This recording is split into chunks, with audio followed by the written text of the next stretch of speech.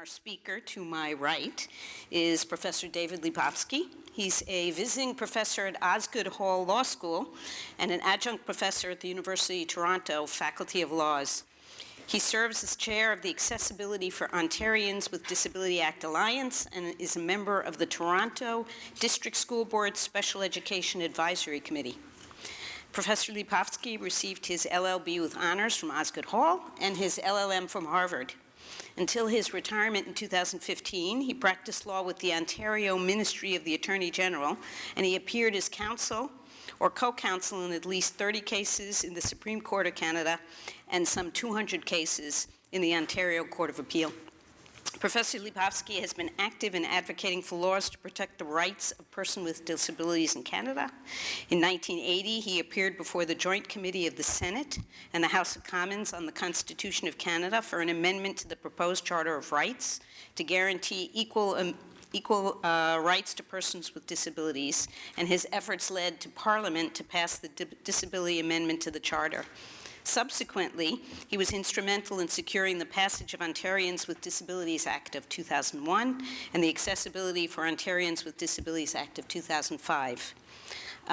Professor Lepofsky was invested as a member of the Order of Canada in 1995, the Order of Ontario in 2007, and was inducted into the Terry Fox Hall of Fame in 2003. In August 2010, the Canadian Lawyer magazine listed him as among Canada's 25 most influential lawyers, and according to his bio, he continually asks himself, if I'm so influential, why doesn't anybody listen to me?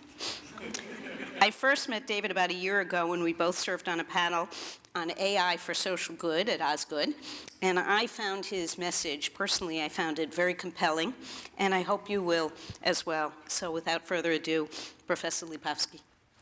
Here you go. Here you go. Thank you very much. Thanks all for coming this afternoon. It's delightful to be able to come back to you, Waterloo, and I look forward to spending some time with you. Just to not make my claims beyond the facts, I did appear before the Joint Committee when the Charter was before Parliament. Many other people were advocating for the Disability Amendment. We eventually won in the Charter of Rights, and it was a combined effort by all of us. I don't want to claim to have been more than that, one of the many voices that was heard on the issue. We live in a society that is designed on a fundamentally ridiculous but pivotal premise. It is a premise that drives the way our buildings are built, our information technology is designed, the goods and services we find in stores are created in the stores where we go to buy them, the educational institutions we go to, the healthcare facilities we go to. It pervades everything. And that ridiculous premise is the premise that the world that we built for ourselves is basically for people who have no disability, no physical disability, no mental disability, no sensory disability, no learning disability, no intellectual disability, no communication disability, none of them. Now, this premise is fundamentally absurd, and it's absurd for a reason that I'm going to prove through this institution of higher learning by doing what you folks do here, which is a survey, only I'm a lawyer, so my idea of a survey is completely unscientific and therefore really good. I want to find out if this subject touches your life, and I want to do it in a very intrusive way. I want you to raise your hand, please, if you have no disability now and are certain you will never get one for the rest of your life. Raise your hand, please. Now, for benefit of those at home watching the video, I am turning my head, I am looking around, and shockingly, I don't see any hands raised. That was a joke, folks. Everybody has a disability or is bound to get a disability. So when we design a society on the premise that it's for people without disabilities, we eventually hurt everyone. Because people with disabilities were thought of as a minority, but we are the weirdest minority of all. We are the minority of everyone. Everyone either has a disability now, is bound to get one later, or has someone near and dear to them with a disability, a spouse, a child, a parent, a sibling, or all of the above. Now, you might think that this sounds pretty ridiculous as I explain it, and yet also might think, okay, so like we used to do things that way because we didn't know better back then. So in Toronto, you know, they built subway stations in the 50s and 60s and 70s without putting in an elevator. And of course that made perfect sense because we hadn't yet invented people with disabilities 50 years ago, right? But now we know better, and we would never create new buildings or goods or services or whatever with barriers against people with disabilities, right? I got a video I want to show you. This is Lepofsky, the blind guy who's decided to take up a third career as a videographer. Okay, so it's a longer video. We're going to show you 2 minutes. Take a look at a brand new building in Toronto, the Ryerson Student Learning Center, right in the middle of downtown. So the fact is that we have, the first problem is that our codes on building design are inadequate. The second problem we have is that our other laws may be stronger, but aren't effectively enforced. Designing a new building with barriers in it, to me, is a clear violation of the ban on disability discrimination in the Human Rights Code. But if you want to do something about it, you got to go file an individual complaint, sue an organization, litigate for years, they'll lawyer up, by which time you will have been dragged through a whole litigation process. Most people with disabilities aren't going to want to go through that. But there are other reasons as well. If we go to our architecture schools and ask whether our architects of the future are being trained to ensure that the buildings they design are accessible, the answer sadly is not enough. And the existing architecture profession is itself generally, with exceptions, is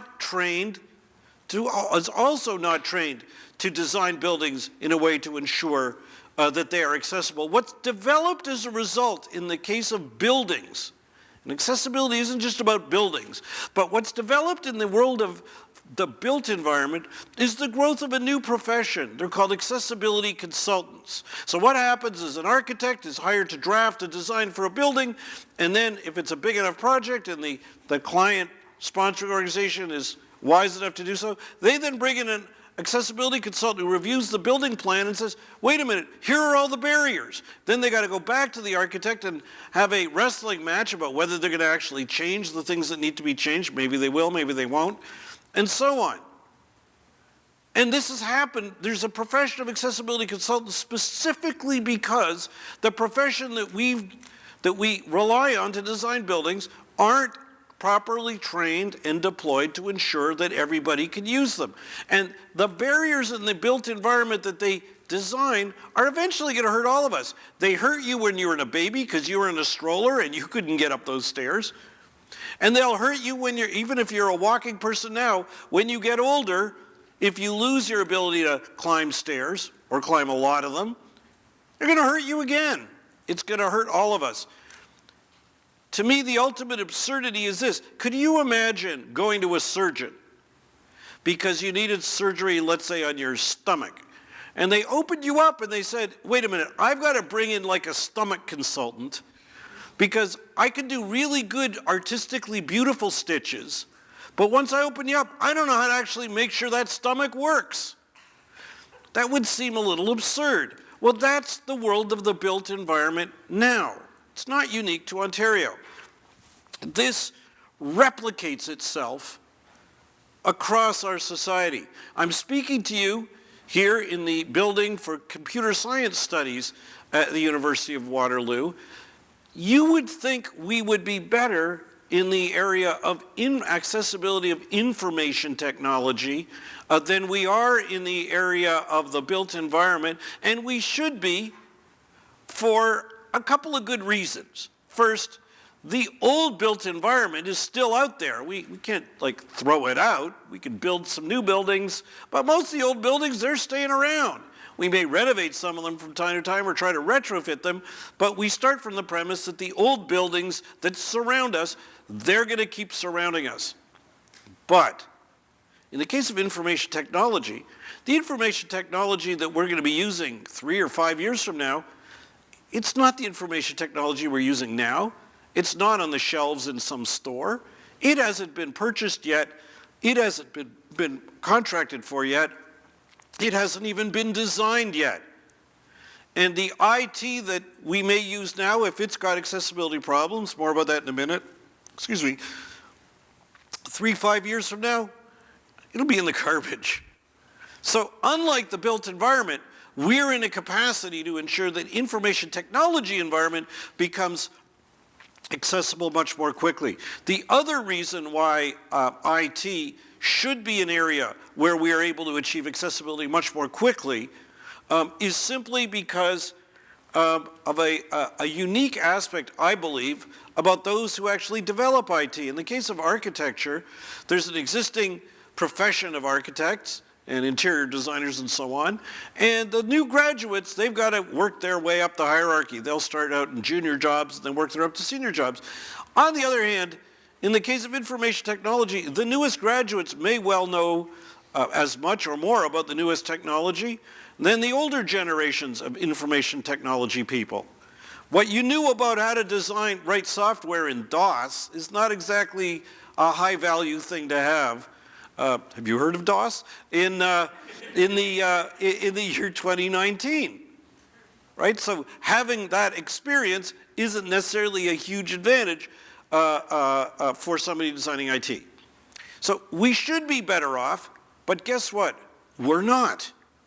The fact is that just as we are designing our built environment, continuing to with accessibility problems, we are doing the same when it comes to the information technology environment. Whether you're writing software, designing hardware, creating or engineering human-computer interfaces, again, overwhelmingly, with some important exceptions, the pattern has been the same. Designing it on that same ridiculous premise I started my talk with, that it's there to be used by someone with 2 working eyes, 2 working ears, 2 working hands, and so on, who can perceive color differentiation, whose cognitive function is within a certain bandwidth. And while we design for the average person isn't the majority. If they exist at all, they're a minority. So it's a fundamentally wrong way to design things. Now, you might wonder, so what kind of barriers am I talking about in the information technology area? In the case of the built environment, some things you know about, obviously, stairs to get in a building with no ramp or elevator, for people with low vision or no vision, having proper color contrasted large print buttons on an elevator or braille on the elevator buttons. There are a number of things that are pretty straightforward we can know about.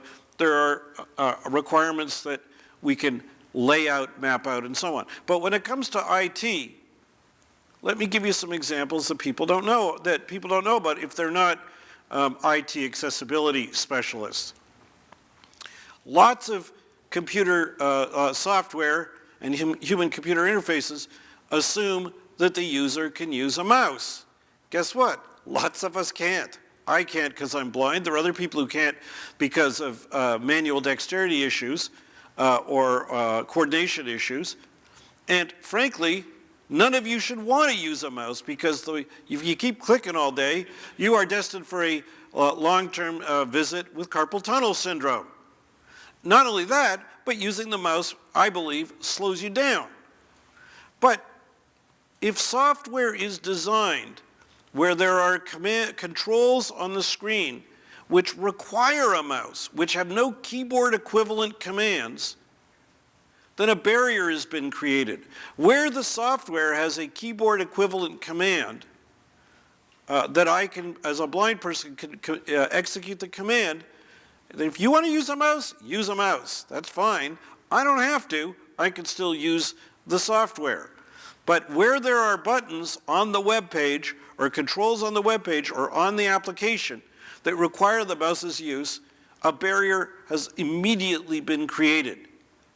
Where information is portrayed on the screen that requires you to be able to differentiate colors, a barrier has been created for the millions of people around the world who are colorblind.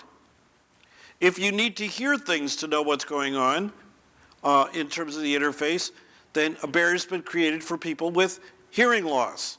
There are a wide range of these barriers. They're not new and they're not news. If you look on the internet, you can find and look up accessibility and information technology or web accessibility or for the design of mobile apps or desktop apps. There's tons of resources on how to design to accommodate these needs. As in the case of the built environment, we know several patterns replicate themselves in the case of the IT environment. People who are trained to design information technology, just like people who are trained to design buildings, are not necessarily being trained to ensure they design it so it can be used by everyone. So in the end, they become a new generation of barrier creators. Not because they want to be, not because they know it's happening, but it is happening. And in the case of a society like ours where the public is financing all or at least part of their education, then what we're doing is we're having the government knowingly financing the creation of new generations of barrier creators. This is not clever. This is not a way to achieve progress. If you want to get an experience like this, if you're in the computer science field, try this. In the case of the built environment, people in wheelchairs will say, try to get around for a day in a wheelchair. I will challenge you to try to use your computer for a day without a mouse and see how far you get. Okay, there'll be a learning curve to find the keyboard equivalents when they're there, but wait till you see how many websites or how many applications have not accommodated this need. Is it hard to do? No. Does it cost more to do it? Of course not. Building in a few keyboard commands or whatever, it's just part of the design. What we know about barriers in the built environment as well as in the information technology environment as well, and barriers throughout our society, not only do they hurt everyone in the end, but removing them or preventing them helps everyone. Anyone who goes to a building that's got an automatic door, you may not need the automatic or power door to open it, but I bet you're going to use it anyway. Lots of people do. I used to work in a government office where they had one of the doors was a power operated door. They used to call it the disabled door, except most of the people using it had no disability. There's nothing wrong with that, but why aren't we just automating doors? After all, that, frankly, just helps everyone.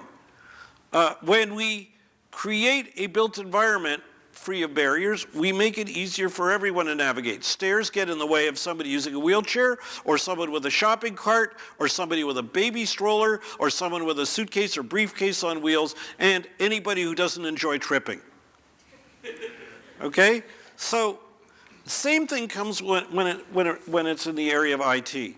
You might decide you don't want to use a mouse just because you're really not looking forward to carpal tunnel syndrome, or because if you keep your fingers on the keyboard, you're actually going to probably function more quickly than if you keep taking your hand off the keyboard and back onto the keyboard and so on. So having commands with keyboard equivalents helps me, and if you can use a mouse, will nevertheless help you.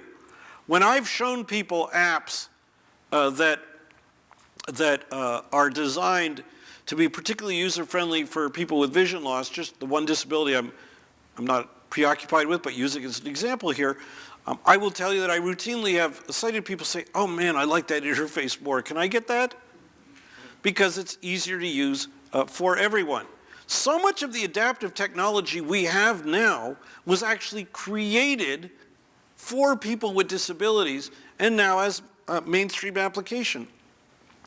Any of you ever use optical character recognition technology? That was designed to enable blind people to read. Any of you use like Siri or Alexa? Or, to be fair to the competitors, Google Home? Voice recognition software was designed for people with disabilities who couldn't use their hands to control a computer. Examples abound. The money goes in. The first versions of Dragon dictation cost thousands of dollars. The first desktop document scanner with a voice output technology, the Kurzweil reading machine, I got to play with it back in 1981, cost $50,000 US. Now you can get a free app from Microsoft called, check it out, it's called Seeing AI. It's at least available in the iOS environment. Take it, click a picture of a document, and seconds later it's reading to you. It's free. It's about 50,000 US less than it used to cost. And it's on your hip. The other thing was this big desktop clunky thing that took a whole long time. It took a minute to read a page. We had to wait a whole minute. Now we're impatient. We have to wait 3 seconds.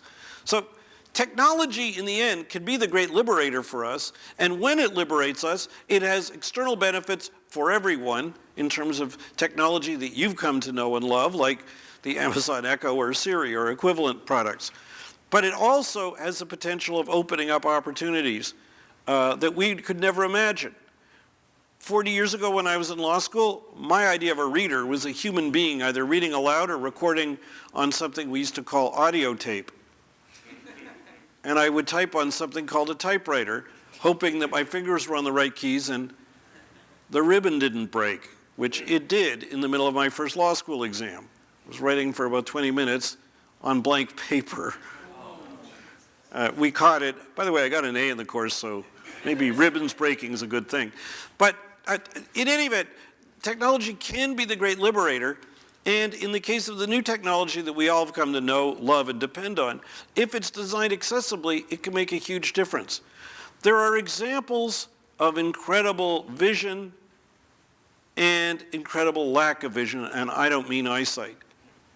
Steve Jobs was a hero to blind people and lots of other people with disabilities, because he decided some years ago that all of the Apple products would have accessibility built in, so that in front of me, recording this lecture, is my iPhone.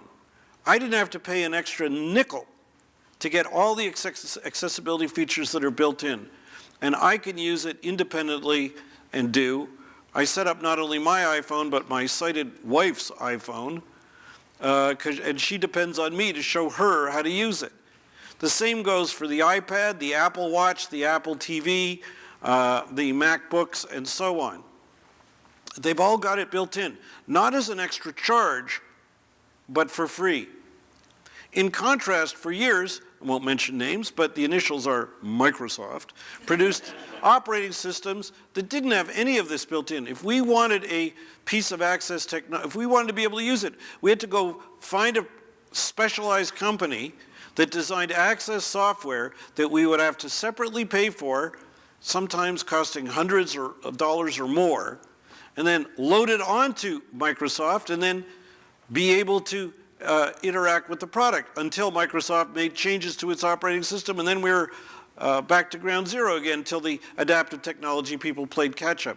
Now, Microsoft is now, to their credit, moving in the direction Apple was in, so that now there is an onboard screen reader with Windows 10. It's becoming more featured, it's catching up, but still, it's a paradigm, or it's a perfect example of the two different ways to approach this problem.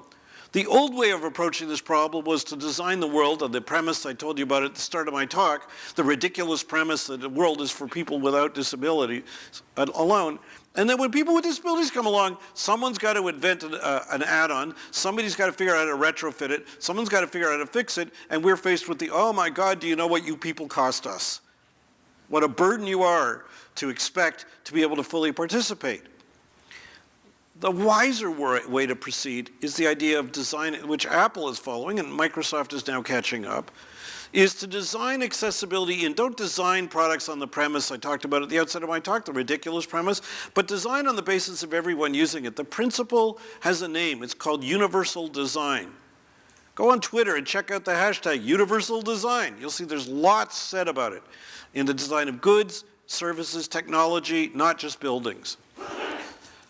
Are we going to get to universal design just because it's a good idea? Sadly, no. Are we going to get to universal design because it's in the economic interests of those who produce and sell goods and services to do so? Sadly, no. We know that because of the world we're in right now. And the world we're in right now is a world where there is upwards of 1 billion people with disabilities around the world. In Ontario alone, over 1.9 million. In Canada, over 4 million. If you piled us all into one province, we'd be one of the biggest, most populous provinces of the country, second only to Ontario and Quebec. So that, and that's not news. I mean, it's not like we were just invented. We've been out there all along. But that has not had the impact on those who produce and provide goods and services and provide employment to break away from the old way of doing things and to break in favor of universal design. It's spreading, but not fast enough, and at the rate we're going, it's not going to become the universal practice. So what do we do about it? Let me talk first about what we do about it together. Let me then talk about what you can do about it individually. Before that, though, a bit of a promo.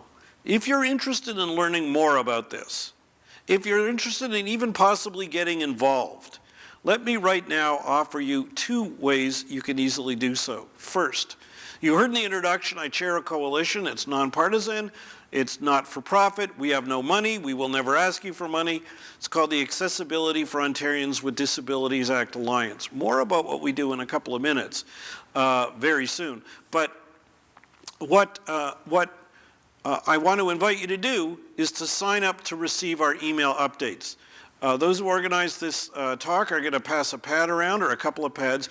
I don't need your name. All you got to do is print your email address. If you need assistance of someone else to print it, please just ask someone and we'll help you out. But sign up to get our email updates. Our updates will tell you what's going on in the campaign for accessibility provincially and nationally. I'm going to give you a quick overview in a minute. But also will invite you to take part and give you easy-to-use tips on how you can help.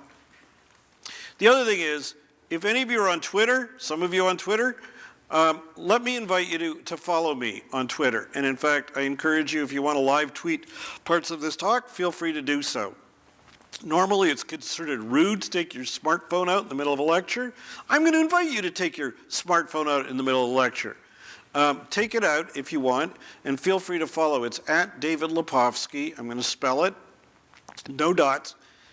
David is D-A-V-I-D, and my last name is L-E-P-O-F, like Frank, S-K-Y. Someone's watching this video remotely. If you want to get our updates, just send an email to aodafeedback@gmail.com, aodafeedback@gmail.com, and all you have to say is sign me up, and we'll add you to our updates list. End of promo. So what do we do about this?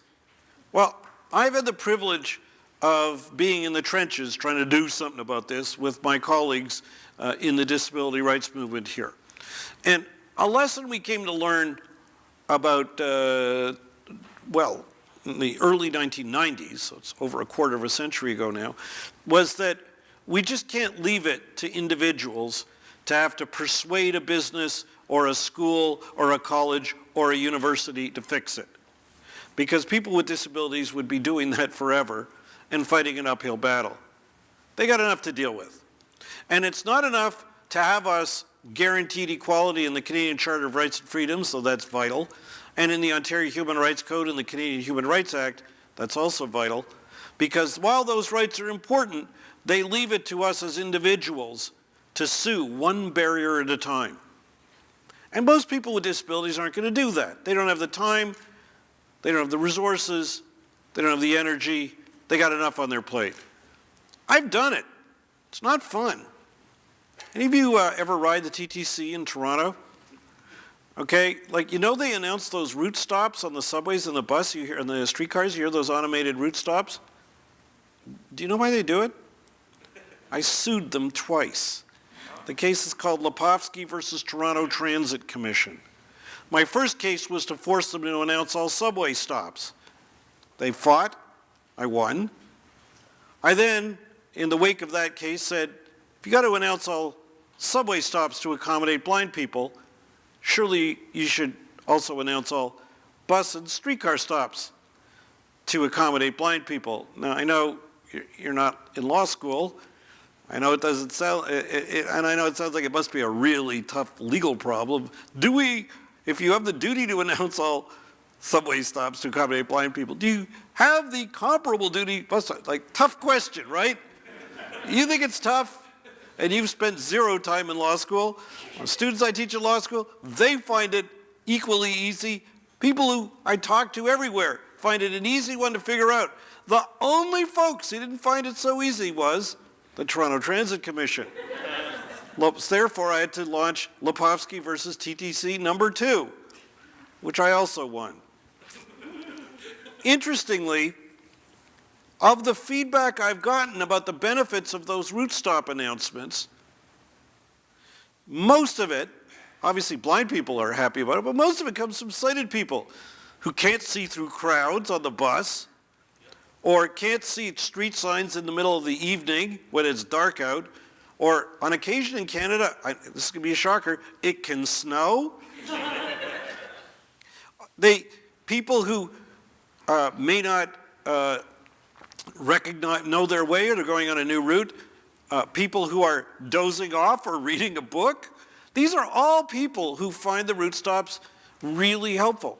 Toronto Transit Commission not only fought me, but through a Freedom of Information request, I found out how much they paid lawyers to fight me, and the result was $450,000 taxpayer dollars. Now, I'm not saying that all organizations are going to spend that kind of money and put up that kind of a fight, but the fact that they did over such a simple accommodation shows you that burdening individuals with disabilities to fight barriers one at a time through human rights complaints is not going to solve the problem. We have to have those rights, but we need something more. Now, some people thought what we should do is raise awareness, educate people. They'll change what they'll do.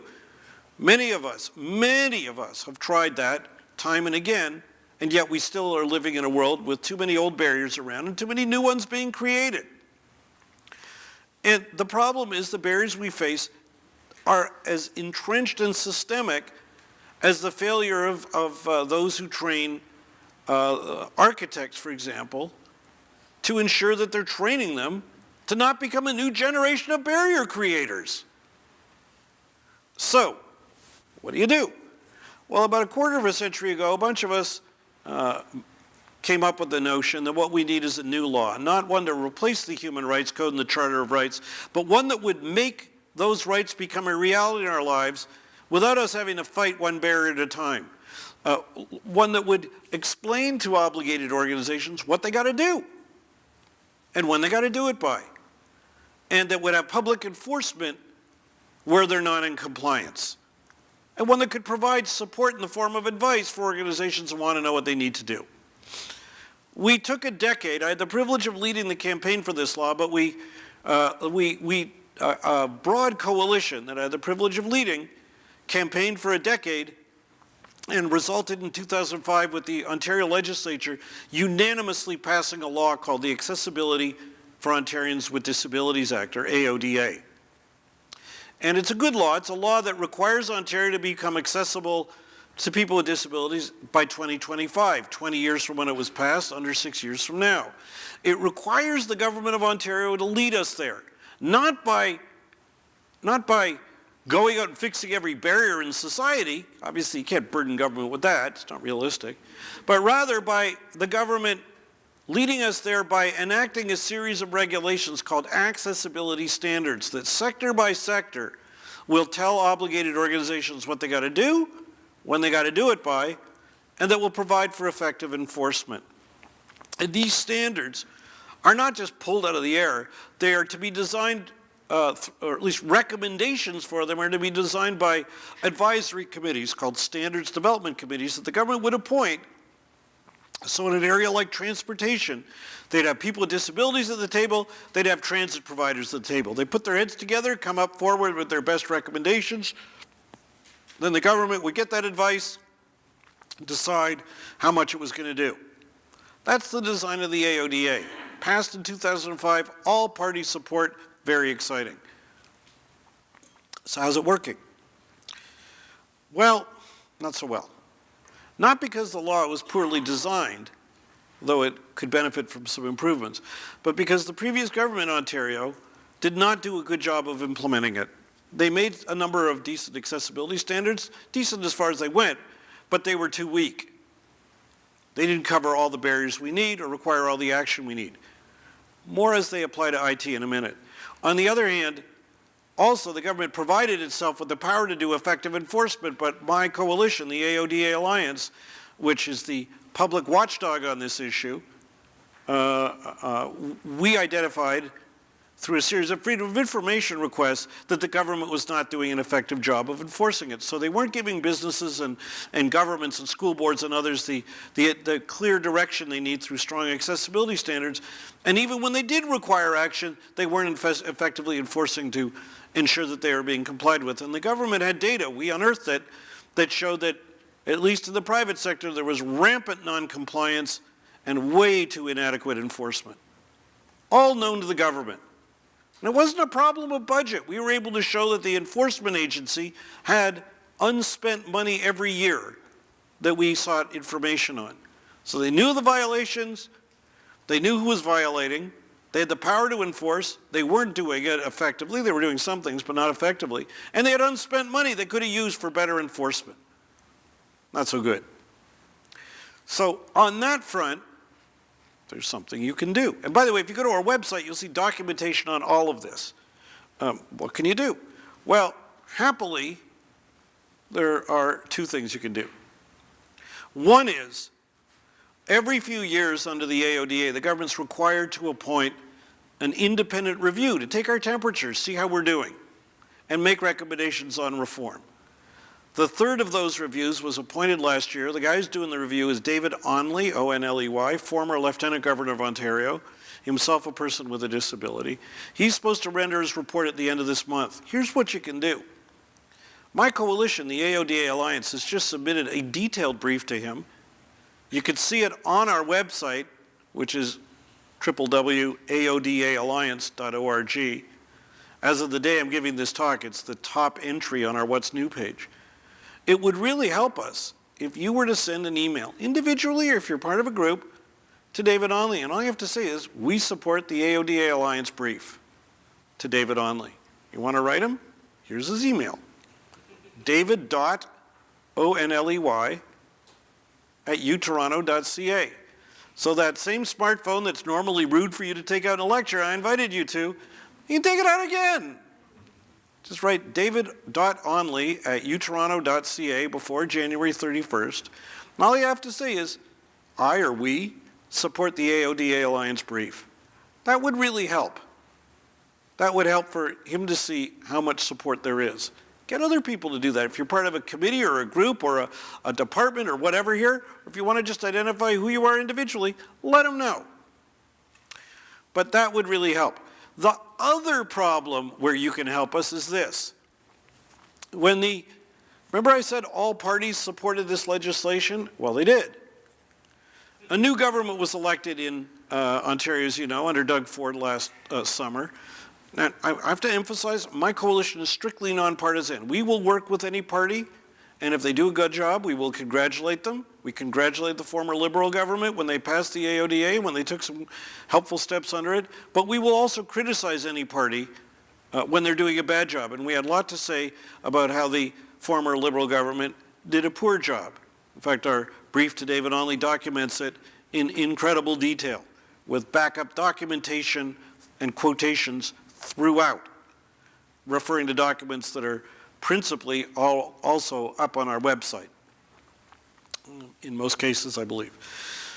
But we've got a new government, and what we do with any new government is we come forward, as with the old government, we offer constructive suggestions. You'll see those in the updates we'll send you if you sign up, and you will see them in the correspondence we've had with the government up to date. It's already on our website. We presented the new government with an entire agenda of how they could deliver accessibility far more effectively to get us back on schedule for full accessibility by 2025, do a much better job than the previous government did in delivering its own legislation. The problem we face is the new government's basically not acted on it at all, quite yet. We're still working on them too. Let me give you an example. And it's an example that will touch institutions like University of Waterloo directly. One of the areas where we do not have an accessibility standard enacted under the AODA is in the area of education. Our education system in Ontario, like our public transit system, like our healthcare system, is replete with accessibility barriers. Barriers in the built environment, barriers in the information technology environment, and so on. I'm not saying they're everywhere, and I'm not saying nothing's being done about it, but they still pervade. That's at the school level, colleges, universities, job training, and throughout.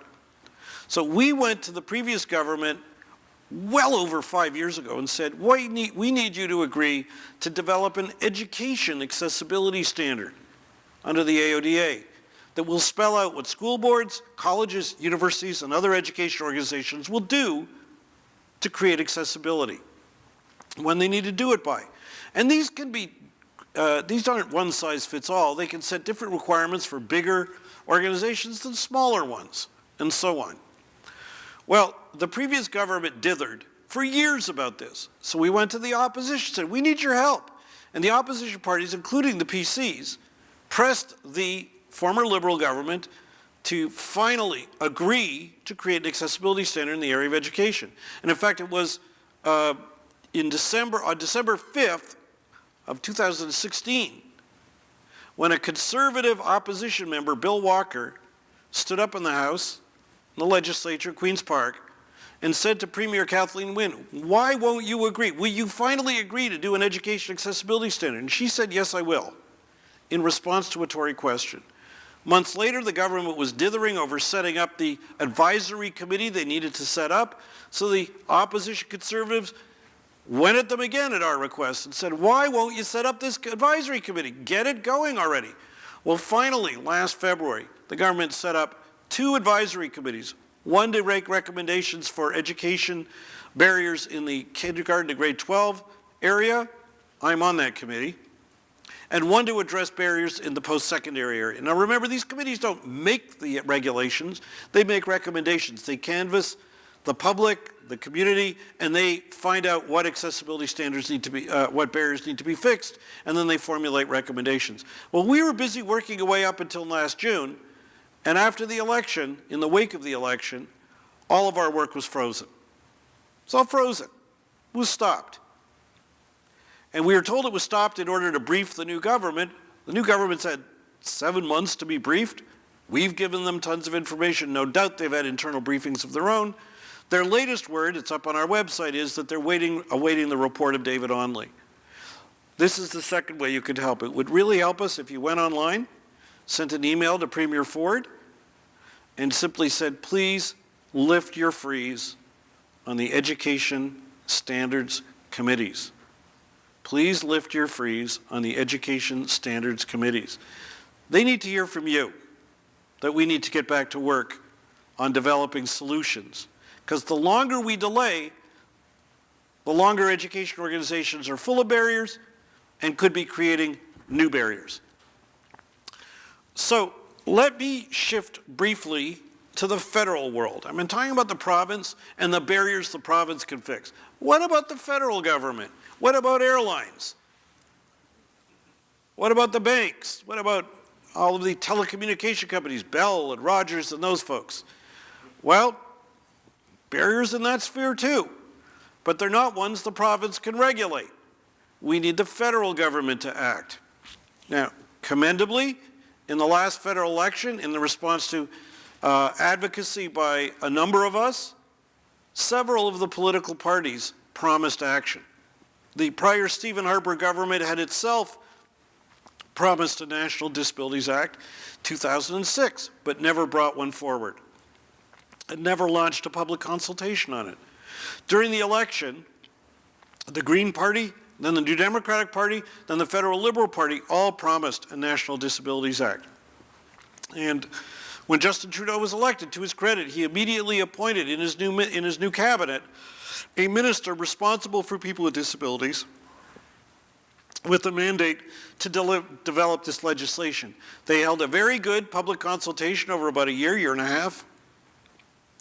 And last June, they introduced into the House of Commons in Ottawa the proposed Accessible Canada Act, Bill C-81. Now, this bill we commended them for bringing a bill forward, and we said their intentions were good, but the contents were quite weak. And as a result, the government held public hearings last fall. I, among many other people, appeared before it. I, on behalf of my coalition, and we pointed out areas, we all said, great that you're doing this, thanks for holding hearings, needs substantial improvements, and offered a series of concrete suggestions. The government amended the bill to address some of our concerns, but did not fix a number of the major concerns that we have with the bill. So they passed the bill last fall. It now goes to our Senate. We're gearing up, as are many others in the disability community, to go to the Senate and say, look, the House of Commons didn't make these improvements, will you? So if you sign up for our updates, follow us on Twitter, you'll find out what we're up to, find out how you can add your voice. Let me take my last couple of minutes and just talk specifically about the AODA in Ontario and the National Proposed Accessible Canada Act in the specific area of information technology. In both contexts, the area of accessibility or the need for accessibility in information technology are already recognized. Ontario's already enacted an information communications accessibility standard. It's now being subject to a mandatory 5-year review to see where it might need to be improved. The federal legislation contemplates that a national information technology accessibility standard will be developed. And IT technology is identified as a key area that needs this action. Let me offer you a practical suggestion. If you're studying in the area of computer sciences, I encourage you to recognize right now for yourself that the future of doing work in the area of information technology requires you to know how to design accessible information technology that all people can use. If your program offers courses on this or elements in your courses on this, that's great. If it doesn't, ask your profs for more. I invite you to ask your profs to ensure that you are trained to design information technology that is fully accessible to everybody. I issued the same challenge when I gave a lecture at the University of Waterloo a couple years ago in the Faculty of Architecture. I challenged their students to challenge their profs to ensure that when they graduate, they know how to design buildings that everyone can use. I'm issuing the same challenge to you, the same invitation to you to invite your faculty to help you learn this too. It's a win-win-win. Anyone who graduates knowing how to do this is going to have a huge edge over all those in practice now who don't. Obviously, there's some in practice now in the IT field who know accessible design, and that's great. But many don't, and you're in a position to have a competitive edge over them now.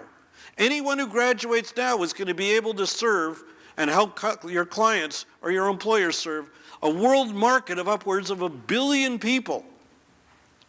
That gives you a huge competitive advantage. And of course, it's the right thing to do, and it may well be technology that you need now or will need later. So let me conclude by saying this. It's an honor to be able to speak to you. It is an exciting battle that I've been involved in with my colleagues, people just like you, involved in and interested in advocating for accessibility. What we've learned is this. When you turn on TV, you might see someone like me or one of my colleagues who's in the press a lot talking about this, but the real foot soldiers of the campaign are people just like you, people who say to their profs, I want to learn how to do this, people who later get a work-study placement or a job, and they go to their boss and say, by the way, you got this product you're looking at. Have you thought about whether people with disabilities can use it? Because it's like a huge market. We don't want to be sued for producing inaccessible products, and we want to have a competitive edge against all our competitors who don't have accessible products. All of those ways are ways in which you can each individually contribute to the campaign. Because it's people just like you taking actions like that, or following us on Twitter and retweeting our tweets, or writing the Premier or writing David Onley, or writing them both to support our position. It's those kind of actions that fuel and strengthen our campaign, and that is really the vanguard.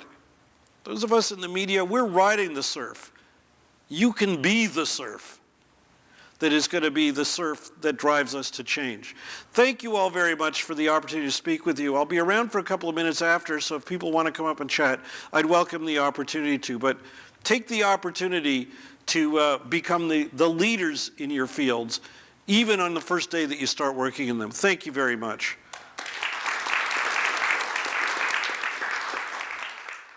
This is in the computer science field? Yes, I teach human computer interaction for the Faculty of Engineering. But Oh, perfect. That's the central. Okay, the first thing I'm going to do is I'm going to give you a name. His name is Jonathan Lazar. He teaches I have to look up the spelling, or if you email me after, I'll fix you up with him. He's a professor. He teaches HCI at Towson University of the States. He teaches a course on this. okay. So the first thing I'm going to advise you is don't reinvent the wheel. Get to the wheel guy. Okay? No, that's totally cool. The second thing I would do is, the first thing I'd say is, the first thing we need to do is make our students come alive to what the barriers are. So a couple of ways of doing that, I'm going to give you the vision impairment examples, but there are tons of others. Okay? But I would, for example, just do what I said earlier. Tell them to disconnect the mouse for a day. See how they do. What my buddy Jonathan Lazar does is he has his students load a screen reader on their computer, and there are free ones you can get, and says, okay, try using the program, using the screen reader, and see if it's actually reading you everything on the screen. If it's skipping stuff, like when I go to certain TV, I've been on an occasion I've done TV interviews, and then the reporter sends me a link to check out the video of the actual story, and I click on it, and I go to the TV station's website, and like it doesn't read the play button. Like I'm dancing all around, and I don't know it's there to know where to stop, and there's no way for me to get to it. So those kind of things are wonderful to experience. So there's first just getting them to be alive to what the problems are, and then as someone instructing, teaching them then the tools for what to do to get around this. Like the idea of a keyboard equivalent for every mouse command, I'm not an IT guy. I can give you that as an example.